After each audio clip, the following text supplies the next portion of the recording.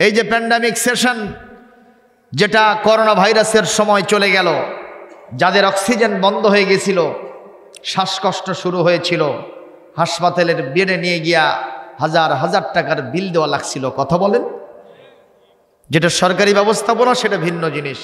অক্সিজেনের সংকট হয়েছিল না হয় নাই? এ হাসপাতাল থেকে সে হাসপাতাল, এখান থেকে সেখানে দৌড়াদৌড়ি, ছুটোছুটি, শেষ পর্যন্ত রোগী মারা যায়। কথা বলতে হবে, আছে না নাই?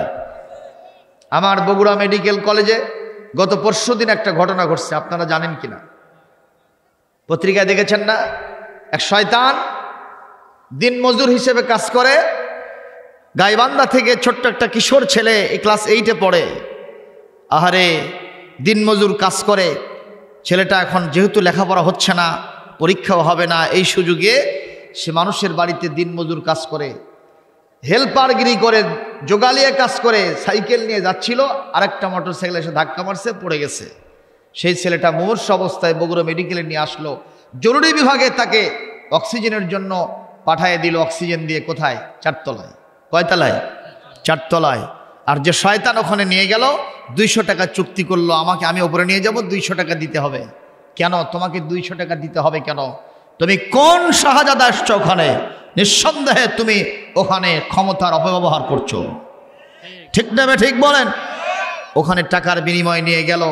গরিব মানুষ কোথায় হাত দিয়ে দেখে টাকা নেই, 200 টাকা চুক্তি জবরদস্তি করে করেছে, 150 টাকা দিয়েছে। এটা গ্রহণ না করে পায়ের লাথি দিয়া নাক থেকে অক্সিজেনের এই সংযোগটা খুলে ফেলেছে। কিছুক্ষণের ভিতরে সন্তানটা মারা গেছে। মাহফিল থেকে দাবি জানায় এই শয়তানটাকে ধরা হয়েছে, দৃষ্টান্তমূলক শাস্তি, ফাঁসির কাস্টে ঝুলাইয়া চিকিৎসা বিভাগকে আরো বেশি জনমুখী করতে হবে। রাজি থাকলে হাত তুলে আল্লাহকে দেখো।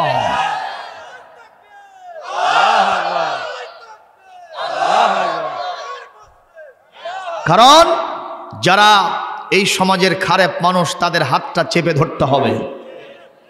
আমরা জালেমের বিরুদ্ধে, মাজলুমের পক্ষে। ঠিক না? ঠিক। আমার নবীজিও জালেমের, ওই পরিবার মাজলুম ছিল, আর ওই শয়তানটা হলো জালেম।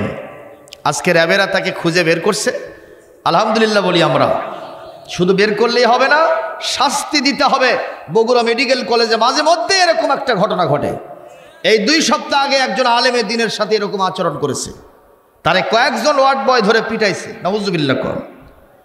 বগুড়া মেডিকেল কলেজ সহ অন্যান্য মেডিকেল কলেজগুলোতে গভর্নমেন্টের দৃষ্টি আকর্ষণ করছি, এগুলোতে তড়িৎ ব্যবস্থা গ্রহণ করে জনমুখী করেন। জনগণ যাতে ঠিকমতো, রুগীরা, সর্বসাধারণেরা যেন সেবা পায়, সে ব্যবস্থা নিশ্চিত করতে হবে। জোরে বলুন, কথা ঠিক না ঠিক?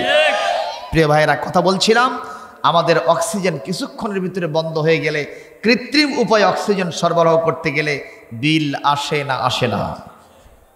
কথা বলেন। হাজার হাজার টাকা বিল আসে। কিন্তু হওয়া থেকে মরা পর্যন্ত অক্সিজেন নিচ্ছি, কোনোদিন কি আল্লাহর পক্ষ থেকে কোনো ফেরেশতা বিল দিয়ে গেছে? বিল ফর্ম দিয়ে গেছে যে তোমার এত টাকা বিল হয়েছে? তাই বলে কি বিল হয় না? কথা বলেন, হয় না? হয় না?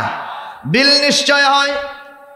এই বিলটা আপনি কি দিয়ে পরিশোধ করবেন? আল্লাহ বলেন, কিছুই চাই না, যদি তুমি একটা বার তোমার মুখ থেকে এই নিয়ামতের কথাগুলো স্মরণ করে বলতে পারো, আলহামদুলিল্লাহি রাব্বিল আলামিন। সারা জীবন যত অক্সিজেন তুমি গ্রহণ করেছ, সবগুলোর মূল্য আমি আল্লাহ নিয়ে নিয়েছি। তুমি বিল থেকে মুক্ত হয়েছ। এই যে আপনারা রাতের বেলা এখানে অন্ধকার ছিল, ইলেকট্রিসিটির ব্যবস্থা করেছেন, জেনারেটরের ব্যবস্থা করে আলো ঝলমল পরিবেশ তৈরি করেছেন, বিল দেওয়া লাগবে কিনা? কথা বলেন না কেন? যখন গরম লাগে, বৈদ্যুতিক পাখা যখন ছেড়ে দেন, তখন আপনারা আরাম পান, ওর জন্য আলাদা বিল আছে না নাই? এসি নেন, ডিসি নেন, এর জন্য আরাম পাইলে ব্যবস্থা আছে না নাই? টাকা পয়সা দেওয়া লাগে কি লাগে না? কিন্তু হওয়া থেকে মরা পর্যন্ত প্রত্যেক দিন সকালবেলা পূর্ব আকাশের সূর্য উদিত হয়, আল্লাহ কর্তৃক প্রদত্ত একটি বাল্ব জ্বলে। সেই বাল্বের মাধ্যমে গোটা দুনিয়ার অন্ধকার তিমিরটা দূর করে দেন কে? আমরা 24 ঘন্টা, এইবার 12 ঘন্টা, 13 ঘন্টা, 14 ঘন্টা সূর্যের আলো নিলাম। রাতের বেলায় আকাশে বিশাল চাঁদটা সেটিং করে রেখেছেন কে? শুধু তাই নয়, অসংখ্য তারকারাজি দিয়ে আসমানটাকে কে সাজায় দিয়েছেন?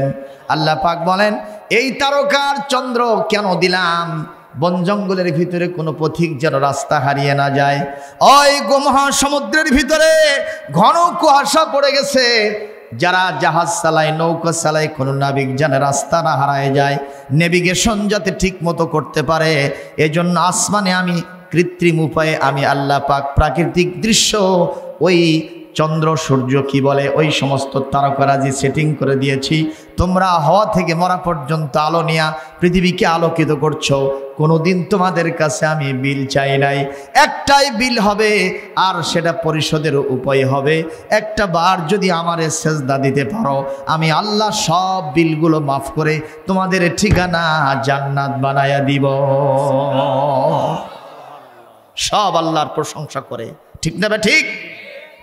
আমি একটা বেয়াদবি করতেছি, আমাদের হুজুর সাহেব আমার মাহফিলে প্রায় আসেন উনি। এবছরের প্রথম মাহফিলে এলাকায় আরো দু একটা মাহফিল হয়েছে নাকি? হয়েছে? কোথায় হয়েছে? সিংজানি একটা হয়েছে, দোলার সিংরাও হয়েছে, আলহামদুলিল্লাহ। তাহলে এটা তৃতীয়, তাই না? তারপরেও আলহামদুলিল্লাহ জনসমাবেশ অনেক হয়েছে। তবে প্রধান বক্তা তো আর একজন আছে। কে কে? আলহাজ তাবারক আলী মন্ডল। উনি যখন আসবে তখন উপস্থিতি আরো কমবে। না না, কমবে বোধহয়। তবে আমার কথা হলো, আজকের মাহফিলের তাবারক খাবে তারা, আজকের মাহফিলের ওয়াজ শুনবে যারা, ঠিক না বে ঠিক? মজা মারবে ফাজা ভাই, আমাদের হবে ঘুম কামায়। আমি বক্তা তার পক্ষে নাই। ওই তাবারক কেবলমাত্র শ্রোতাদের জন্য তৈরি করা হয়েছে। অন্য কোনো মানুষকে তাবারক দেওয়া যাবে না যতক্ষণ পর্যন্ত মাহফিল শুনবে না। রাজি থাকলে এক সাফেন, এক সাফেন, বোঝেননি? হাত তোলে, একটু জোরে সোরে তোলেন। ছিল তো একজন বলতেছে, কে রে বন্ধু, কে ডাকে, তোর মাও নাকি রে? এই কথা শোনাও সারা, ওই জিবাত পানি খাওয়া সারা, কামড় খাওয়া সারা। তো জিজ্ঞেস করছে যে ভাই জিবাত কামড় খালো কে? কই বয়সের মেয়ে আমার মা হয়, তো তোর নাম ধরে ডাকলো কে হয়? কই আমার বউ। তে বউ হয়তো নাম ধরলো কেন? হাদিসে তো নিষেধ আছে স্ত্রীরা স্বামীর নাম ধরিতে পারিবে, নাম ধরলো কেন? কয় ভাই লাভ মেরিস। কি মরিস? আমি বলেছি লাভ মেরিস না, লাভ মরিস। তা আবার কারেন্ট মরিস। কি মরিস? কারেন্ট মরিস কত প্রকার, কি কি উহা কাহাকে বলে এটা আমি জানি।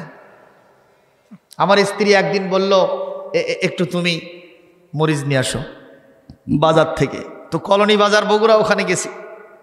তো দোকানগুলো যখন উঠে নিয়ে যাই, সামনে মাস পরে আসছি, তো দেখি দোকানগুলো সব উঠে যাবে। হুজুর শেষ সাথে আসছেন, এখন তো মরিচ তেমন নাই, যে এগুলো আছে এগুলো আবার নাম ভিন্ন আছে কিন্তু। আমি কি কারেন্ট?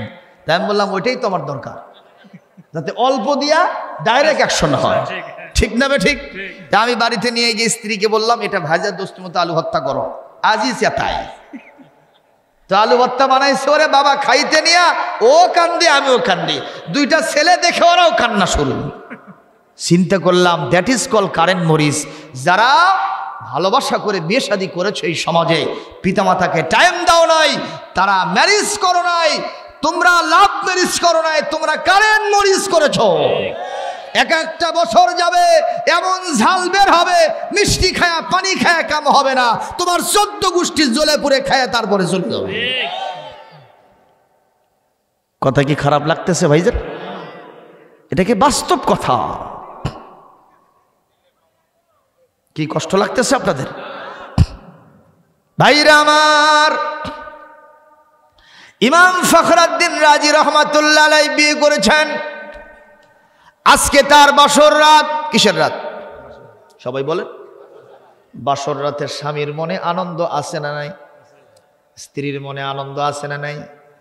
এই আনন্দ আর কি আনন্দ? আমি আপনি যখন কবরে যাব, যাওয়ার সাথে সাথে মুনকার নাকিরের প্রশ্ন হবে না হবে না?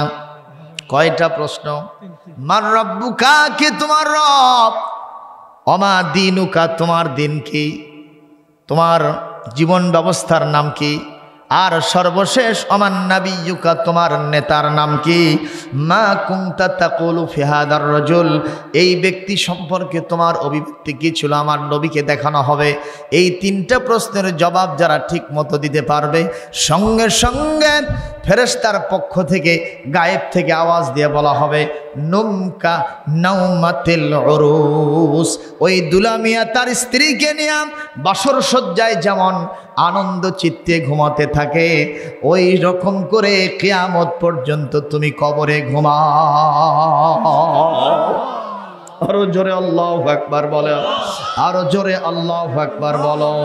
এমন কি কাল কিয়ামতে যখন ইসরাফিল ফুঁক দেবে, ফাইদা নুফিখা ফিস সূর ফাইদা হুম মিনাল আজদাসি ইলা রাব্বিহিম ইয়ানসিলুন।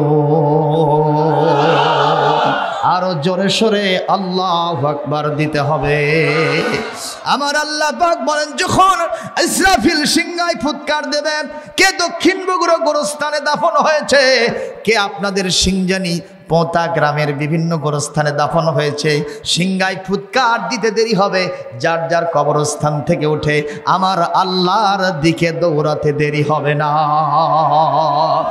এই সময়ে যারা দুলা ভাই আর দুলহা দুলহানি, ব্রাইড অ্যান্ড ব্রাইডগ্রাম, এই উরুসের মতো নববিবাহিত পুরুষ আর নারীর মতো এতদিন ধরে কবরের মধ্যে ঘুমিয়েছিল, ওরা তখন বলবে মান বা'আথানা মিন মারকাদিনা।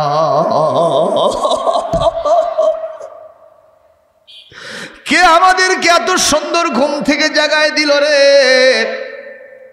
স্বামী স্ত্রী দুইজন কি সুন্দর করে ঘুমাইতেছিলাম, সেই ঘুম থেকে আমারে কে জাগাইলো? তখন গায়েব থেকে আওয়াজ দেওয়া হবে, এটা হাদা মা ওয়াদানা ওয়া সাদাকাল মুরসালুন। আরো জোরে আল্লাহু আকবার দেন। মুসলমান, কোরআনে কারীমের সূরা ইয়াসিন হলো কলবুল কোরআন। আমার দেহের কলব যেমন আসল, কোরআনে কারীমের সূরা ইয়াসিন হলো আসল। কত মজা করে সেই সূরা আমরা পড়ি সওয়াব লাভের আশায়, কিন্তু আছেটা কি ভেতরে সেটা জানি না। কথা কয় না, ঠিক না? ঠিক। বাংলাদেশের মুসলমান তারা ঠিক মতো কোরআনটাও বোঝে না, যার কারণে কেউ যদি আরবি দিয়ে গাল দেয়, ওই তাও কয় যে আমার বাপের জন্য দোয়া করতেছে, অথচ গাল দেশে কি দিয়ে? আরবি দিয়া। আমাদের দেশে দেখবেন কিছু কিছু হুজুর সাহেবদেরকে ডেকে নিয়ে গিয়া এমন কিছু বেকায়দা দোয়া চায় যে ওই দোয়া যদি বাংলা দিয়ে কয় তাহলে অবস্থা খারাপ, কারণ ওখানে অন্য দলের লোকও আছে, ঠিক না? ঠিক। এখন ওখানে আমাদেরকে বেকায়দায় পড়ে একটু আরবি দিয়ে সাইজ করা লাগে। কথা কয় না, কথা কয় না। আর বাংলাদেশের মুসলমান আরবি দিয়ে বললে তো অনেক কিছুই বলতে পারে না, বোঝে না। এই যে সৌদি আরবে গেছে আমার দেশের এক লোক, কোথায় গেছে, যাওয়ার পরে একটু মরুভূমির ভিতরে ঘুরবে, তো ওখানে যারা উট চালায়, এরকম একটা উট চালককে বলছে যে আমাকে একটু মরুভূমি দেখাও তো কেমন রেখে। তখন উট চালক তারে উটের ওপরে উঠাইছে। তখন সৌদি আরবের লোক আর বাংলাদেশের লোক, বাংলা ভাষা আর আরবি ভাষা পার্থক্য আছে না নাই? তো এখন কিছু দূর যাওয়ার পরে এই বাংলাদেশের মানুষ এরা তো আবার খুব সিটার মার্কা হয়, যেটি যায় সেটি সিটারই করে, ঠিক না? ঠিক। এবং ঠকবাজের দিক থেকে এক নম্বর, ওদেরকে 14 বার পানি খাওয়ায়, ঠিক না? ঠিক। এখন চিন্তা করলো আমার তো পেশাব লাগছে, উটের ওপর চলে আসি, এখন কেমনে আরবিতে কয়ে যে এই উট চালক দাঁড়াও, আমি পেশাব করবো।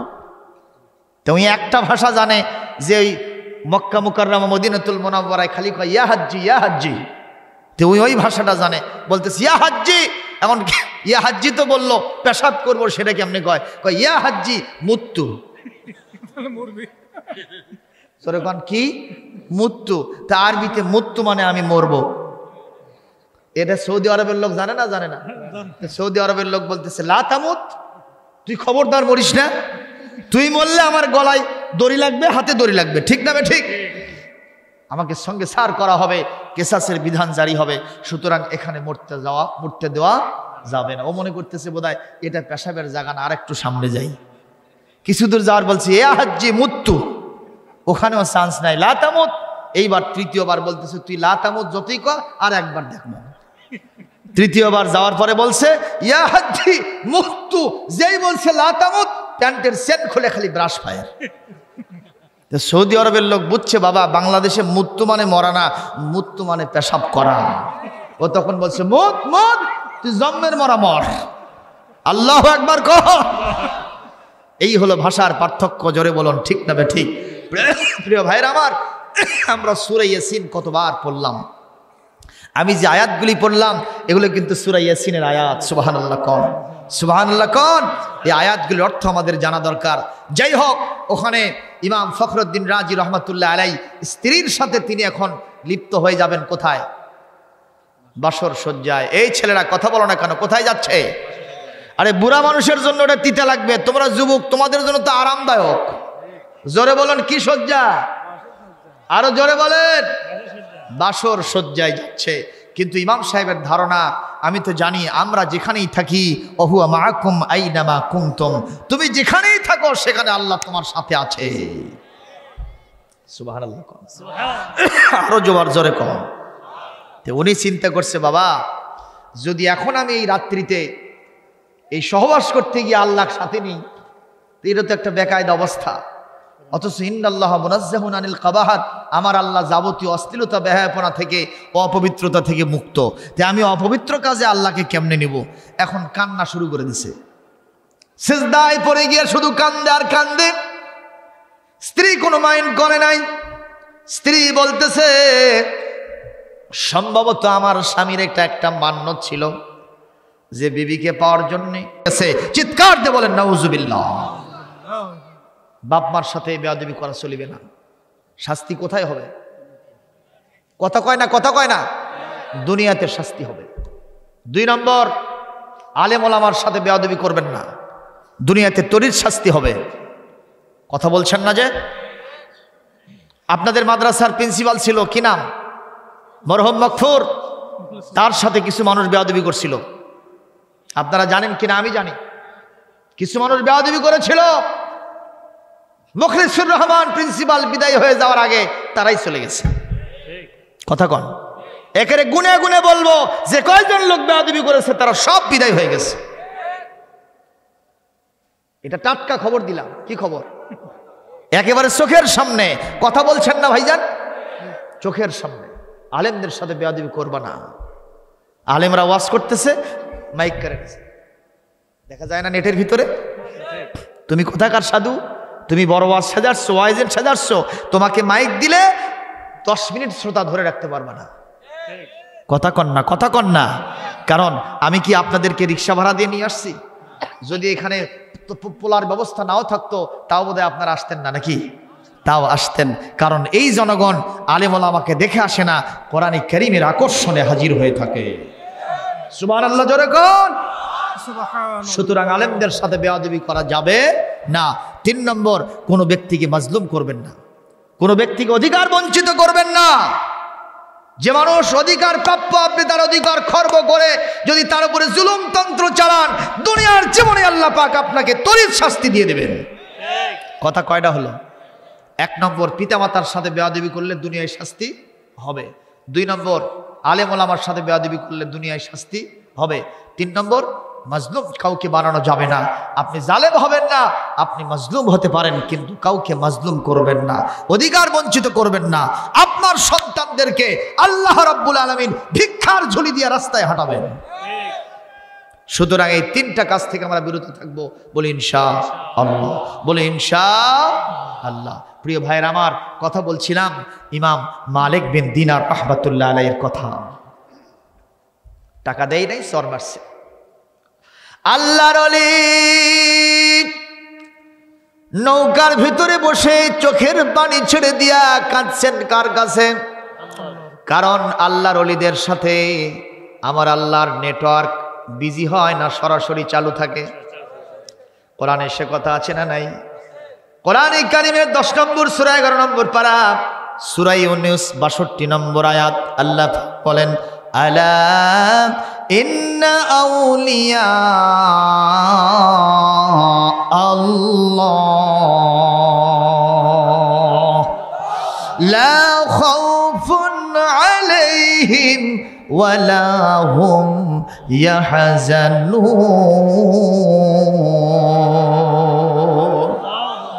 আল্লাহ রাব্বুল আলামিন বলে, পৃথিবীর জালেম শক্তিরা জেনে রেখো, সাবধান হয়ে যাও। আমার যারা ওলি হয়, আমার যারা বন্ধু হয়, তাদের জন্য কোনো চিন্তা থাকে না, তাদের জন্য কোনো ভয় থাকে না, ভয় থাকে না, কারণ আমি আল্লাহ তাদের সাথে আছি। ওলিদের সাথে কে থাকে? আরো জোরে বলেন, ইন্নামা ওয়ালিয়্যুকুমুল্লাহু ওয়া রাসূলুহু ওয়াল্লাযীনা আমানুল্লাযীনা ইউকিমুনাস সালাতা ওয়া ইউতুনাজ যাকাতা ওয়া হুম রাকিউন।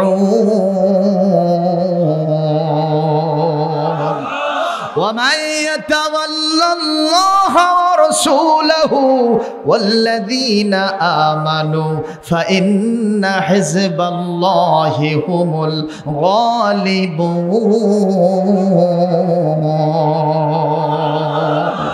যারা আল্লাহর কথা বলে, আল্লাহর পথে চলে, আল্লাহকে ভালোবেসে সুপেছে জীবন, তাদের কিসের ভয়, কি করে পরাজয়, তাদের কিসের ভয়, কি করে পরাজয়, শহীদি তামান্নাতে নাচে তার মন।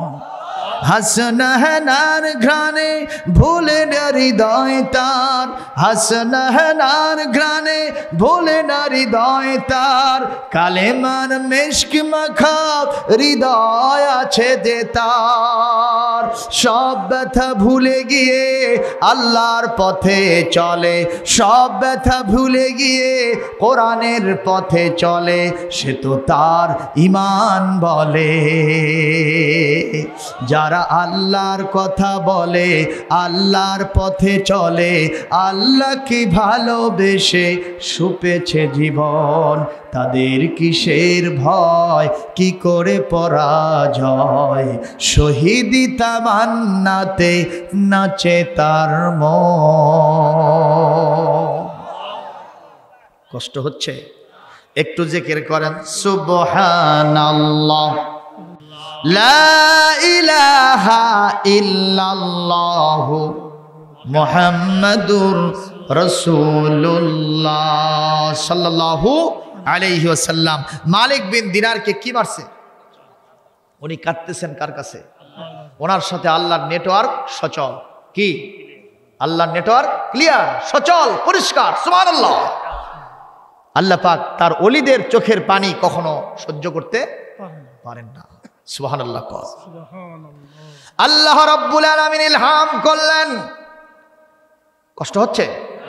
ইলহাম করলেন, মালিক বিন দিনার, আমি আল্লাহর টাকা কম পড়ে নাই। লিল্লাহি মা ফিস সামাওয়াতি ওয়া মা ফিল আরদ, আসমান জমিনের টাকা পয়সা সব কার? আল্লাহ। সবাই বলেন, আল্লাহু গানিয়ুন ওয়া আনতুমুল ফুকারা। আল্লাহ হলেন ধনী আর তোমরা হলো সব ফকিরের গোষ্ঠী। কথা বলেন না কেন? মালিক বিন দিনার রে, একটু সমুদ্রের দিকে হাত বাড়াও। সুবহানাল্লাহ কোন? ওই মাঝি ওনাকে চর মেরে চোখ পাকায়া চোখ মোটা করে তাকাচ্ছে আর তাকে গালি দিচ্ছে, আর ইমাম সাহেব কাঁদতেছেন, আর তার উপরে ইলহাম করতেছেন কে? আল্লাহ ইলহাম করতেছেন।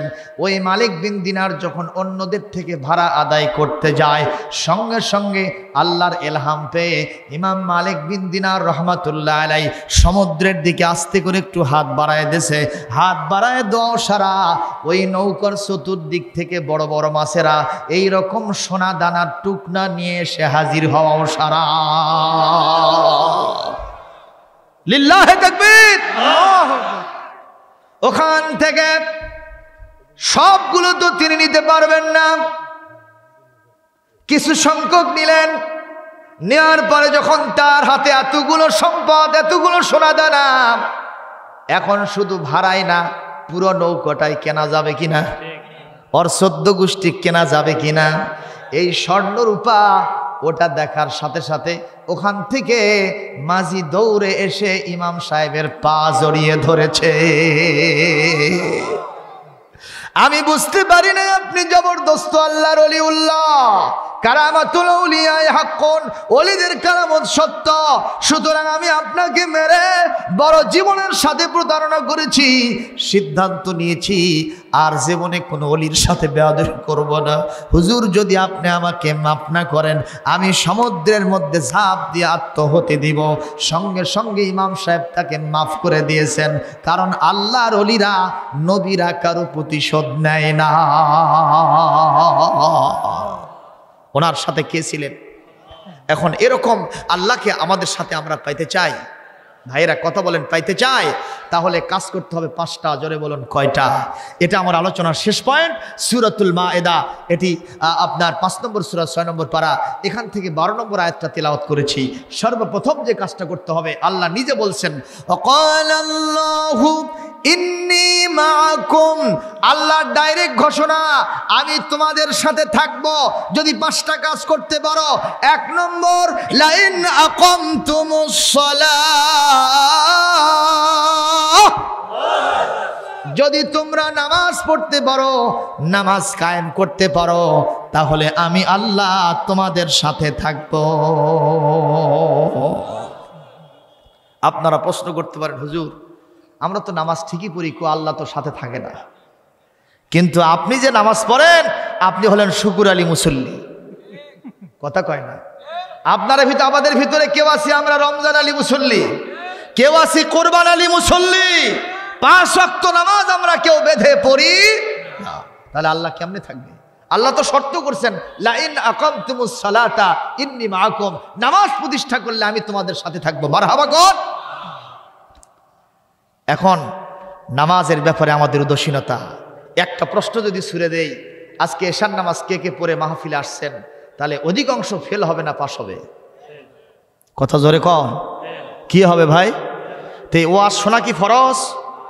নামাজ পড়া কি? তার মানে আপনাদের চিন্তা ওটাই নফল, এটাই ফরজ।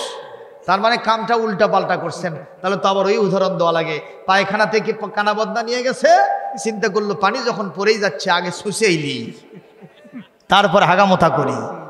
আগে শুষিছে, তারপরে ঢাড্ডারা হাগা মারে দিছে। এখন পায়খানা করার পরে দেখে there is no water in বদনা, পদ্মার মধ্যে কি নাই। তো চিন্তা করলো শশার কাম তো আগে সারিছি বাবা, একবার তো সারিছি, একটু তাকদিম তাখির পূর্ব পশ্চাৎ হয়েছে, একটু আগে হয়েছে, তাতে কি সমস্যা? এখন এই অবস্থা মাখা সাকা নিয়ে যদি বইয়ের খেতার মধ্যে ঢোকে, চান্স বোধহয় দেবে নাকি? এই এলাকার বইয়েরা দেবে বোধহয়, দেবে নাকি? চান্স দেবে না। এই লোক যেখানে যাবে মাহফিল আসতে বিপদ বাড়বে না কমবে?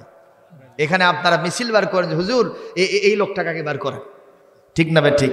মসজিদে গেলে মুয়াজ্জিন সাহেব আন্দোলন করবে, এইরকম মাখা সাকা লোক নিয়ে নামাজ পড়বো না। কথা কয় না, কথা কয় না। তো উল্টা পাল্টা করলে তো আপনি আল্লাহকে সাথে পাবেন না।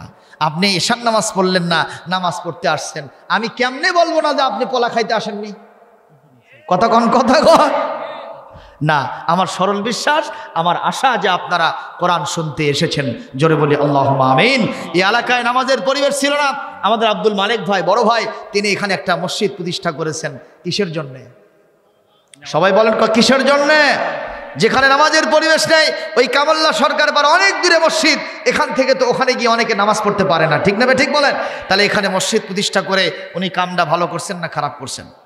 তাহলে এই ভালো কাজে সহযোগিতা করার জন্য নির্দেশ দিয়েছেন কে? ওয়াতাআওয়ানু আলাল বিররি ওয়াত তাকওয়া ওয়া লা তাআওয়ানু আলাল ইসমি ওয়াল উদওয়ান। এই সূরা মায়েদার 2 নম্বর আয়াতের অংশে আল্লাহ পাক বলছেন, তোমরা সৎ কাজে সবাই সহযোগিতা করো, অসৎ কাজে কেউ সহযোগিতা করো না। তাহলে এই সৎ কাজে আপনাদের সহযোগিতা করতে হবে। আমি সর্বপ্রথম বলতে চাই 5টা কোয়ালিটি কি, যেটা করলে আমরা আল্লাহকে সাথে পাবো। একটা মাত্র বললাম। সর্বপ্রথম আমি আপনাদের কাছে জানতে চাই, এই মসজিদটা কি উঠে আছে এখন পর্যন্ত? কলমটা উঠছে না, এখন পর্যন্ত ছাদ হয়নি। ছাদটা হতে হবে, নামাজের একটা সুন্দর পরিবেশ হতে হবে। এটাতে যদি আমরা শামিল হই, কাল কিয়ামতের ময়দানে এই মসজিদটা আপনার সামনে দাঁড়ায়, আল্লাহর সামনে দাঁড়ায় বলবে, আল্লাহ নামাজের পরিবেশ যে লোকটা করে দিল, সেই লোকটাকে আপনি জাহান্নামে দিচ্ছেন কেন? আল্লাহ গো আমি সুপারিশ করতেছি তার একটু জান্নাতের দিকে দিয়ে দেন। আল্লাহ বলবেন যেহেতু নামাজের জন্য পরিবেশ করে দিয়েছে, আমি আল্লাহ পাক রাসূলের মাধ্যমে ওয়াদা করেছিলাম, মান বানা লিল্লাহি মাসজিদান বানাল্লাহু লাহু বাইতান ফিল জান্নাহ, আল্লাহর জন্য মসজিদ বানাইলে আমি তাকে অবশ্যই জান্নাতের মধ্যে ঘর বানায় দিব। আমি সেই ওয়াদা বাস্তবায়ন করে দেব। সুবহানাল্লাহ।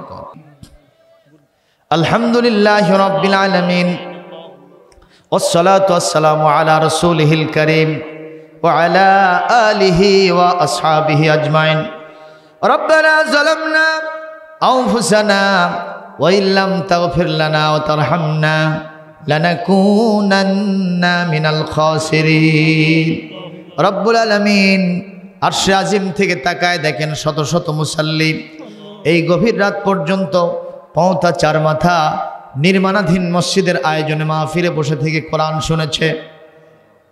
রাত্রি এখন 1টা বেজে গেছে। এতক্ষণ ধরে যারা কোরআনে কারিম থেকে ওয়াজ শুনলেন তাদের জন্য আপনার রহমতের ওয়াদা আছে। এই ওয়াদাটা পালন করেন। কেউ গুনাহ খাতা নিয়ে বাড়িতে যাবে না, সবাইকে অন্তত কিছু না দিয়ে বাড়িতে ফিরিয়ে দেবেন না। আল্লাহ কিছুই চাই না, সর্বপ্রথম আমাদের জীবনের গুনাহ খাতা থেকে আপনার কাছে মাপ চাই।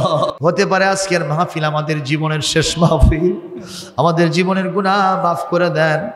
কত মানুষ চোখের সামনে বিদায় হয়ে গেল, আমার মতোই তো রাস্তাঘাটে এরকম মাহফিলে এসে চলতো বসতো।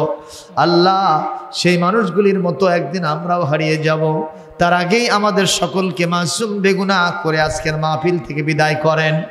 আল্লাহ যা সওয়াব দিবেন এর হাদিয়া সোনার মদিনায় নবী করিম সাল্লাল্লাহু আলাইহি সাল্লামের রওজা মুবারকে পৌঁছায় দেন।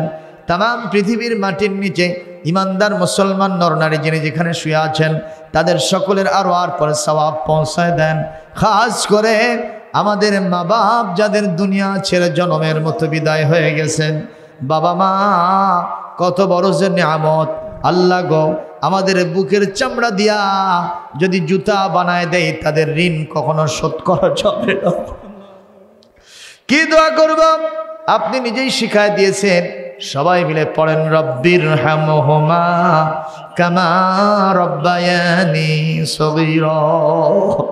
আল্লাহ আমাদের দাদা দাদি, নানা নানি, ভাই বোন, আত্মীয় স্বজন, বিবি সন্তানাদি, শ্বশুর শাশুড়ি, আমাদের নিকটতম দূরতম আত্মীয় স্বজন যারা কবরে গেছেন আজকের সওয়াব তাদের সকলের আরো আর পরে পৌঁছায় দেন রব্বুল আলামিন। বিশেষ করে এই গ্রামের আশেপাশে বিভিন্ন গোরস্থানে পুকুর পাড়ে যারা শুয়ে আছেন তাদের আরো আর পরে সওয়াব পৌঁছায় দেন। আল্লাহ তাআলা এই মসজিদ যারা উদ্যোগ নিয়েছেন আমার আব্দুল মালিক ভাই সহ আল্লাহ কমিটির সেক্রেটারি, সভাপতি, সম্মানিত কেশিয়ার সহ সদস্যবৃন্দ যারা আছেন সকলকেই দায়িত্বশীল ভূমিকা পালন করার তৌফিক দেন। যা দান করেছেন উপস্থিত শ্রোতা মণ্ডলী সকলের দানগুলি কবুল করে নেন। আল্লাহ কিয়ামত পর্যন্ত বংশানুক্রমে এই মসজিদকে আপনি জিন্দা রাখবেন। আল্লাহ সকলকে নামাজি, দিনদার, পরহেজগার বানায় দেবেন। আল্লাহ আজকে যা দান হয়েছে এই দানের মধ্যে বরকত দিয়ে দেন। আল্লাহ যারা দিলেন তাদের সম্পদের মধ্যে বরকত দেন। আল্লাহ মসজিদ যেন উন্মুক্ত অবস্থায় ঝড় বৃষ্টিতে অরোধে কষ্ট না পায় মুসল্লিরা। আল্লাহ অতি দ্রুত গতিতে মসজিদের জন্য একটা ভালো ব্যবস্থাপনা যেন হয় তৌফিক দিয়ে দেন রব্বুল আলামিন। আমার মামুন ভাই সিংজারি গ্রাম কুন্দরহাট ঈদগাহের সভাপতি, ওনার স্ত্রী অসুস্থ, দোয়া চেয়েছেন। আল্লাহ মেহেরবানি করে শিফায়ে আজেলা কামিলা দান করেন। এত বড় দানবীর মানুষকে হায়াতে তৈয়বা তবিলা দান করেন।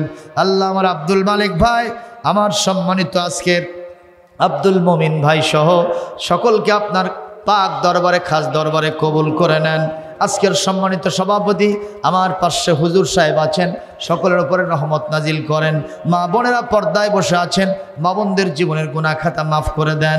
নিঃসন্তানীকে সন্তান দেন, স্বামীর সংসারকে সুখময় আনন্দময় করে দেন।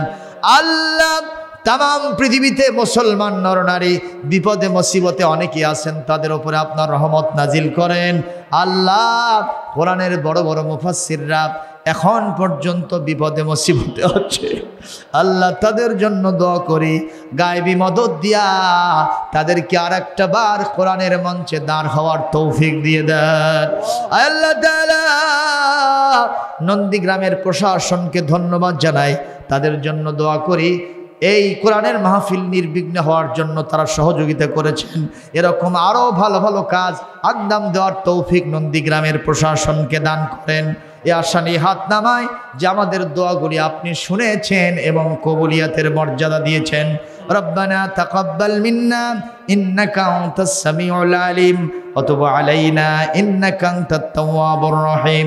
সুবহান রাব্বিকা রাব্বিল ইজ্জাতি আম্মা ইয়াসিফুন ওয়া সালামুন আলাল মুরসালিন ওয়ালহামদুলিল্লাহি রাব্বিল আলামিন। ওয়াজআল আখির কালিমাতিনা ইনদাল মাউতি লা ইলাহা ইল্লাল্লাহু মুহাম্মাদুর রাসূলুল্লাহ। আসসালামু আলাইকুম ওয়া রাহমাতুল্লাহি ওয়া বারাকাতুহু।